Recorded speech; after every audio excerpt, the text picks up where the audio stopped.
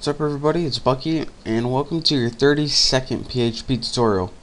Now in the last tutorial I showed you guys how to make a confirmation code out of unique random numbers, and we sent them their confirmation code in an email address, and as you can see right here we sent them the confirmation code in a link and we set it equal to the variable passkey.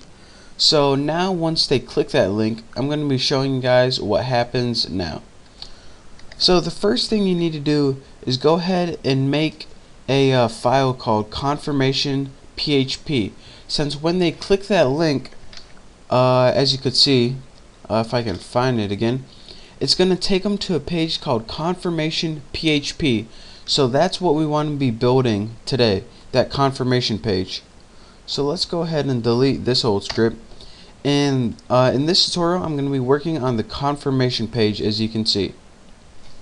So of course the first thing you want to do is do your PHP tags, and the next thing you want to do after that is include your file. It's called something like connect.php. Mine's going to be different than yours. You guys can name yours whatever you want. And after you have that, let me move this in the center a little bit. You want to actually the first thing we're going to want to do is set variable, and we want to set the variable passkey because we're going to be working with that. We're going to be working with this variable passkey, but it has no value right now. So we're going to say, alright, where is this variable? Well, we want to get this variable from the old passkey that we already set. And if you followed my tutorial and my code exactly, once you do this, you will now have the random number generated in passkey, and it's going to be stored in this variable passkey. And if you're saying, alright, well, why don't I just use this if they're the exact same thing? You can use that, but it's going to be really confusing if you do. The next thing you're going to want to do is look at your table and make sure that there's only one passkey. And this is going to help because it's only going to allow one user to register per email. So let's make a query. Let's go SQL, and remember this is just what action do we want to perform. What we want to do is we want to select all the information. Where's my asterisks? There you are, Bessie. From temp, and remember temp is a temporary table where code, and that's our secret code, equals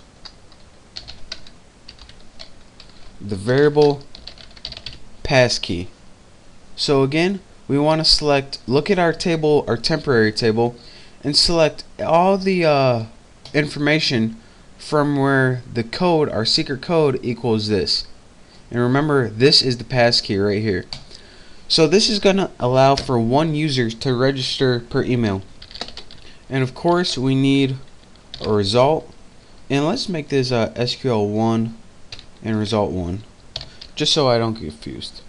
And do my SQL query, and this just means what action do you want to perform. I want to perform the action $SQL1. So once you have this, actually that needs to be a variable, then this action is going to be performed, and it's going to do this. So the next thing that we're going to want to do is say, alright, if we successfully did that, then we want to go ahead and enter all the data into the rest of our table. So actually I'm going to show you guys that in the next tutorial. This one's getting kind of long, but just to recap one more time, this right here, it gets the variable from your email and sets it in the variable that you can use in your program. And right here it selects all the information and makes sure that your information is in that temporary database, and it's gonna just select all the information right now. And in the next tutorial we're gonna be going over how to put that information from your temporary database into your permanent database. So I'm going to be posting this on my website, thenewboston.com. So if you have any questions, go to my site, thenewboston.com, and you can ask me there and I'll help you out. Thanks, and make sure to watch the next tutorial.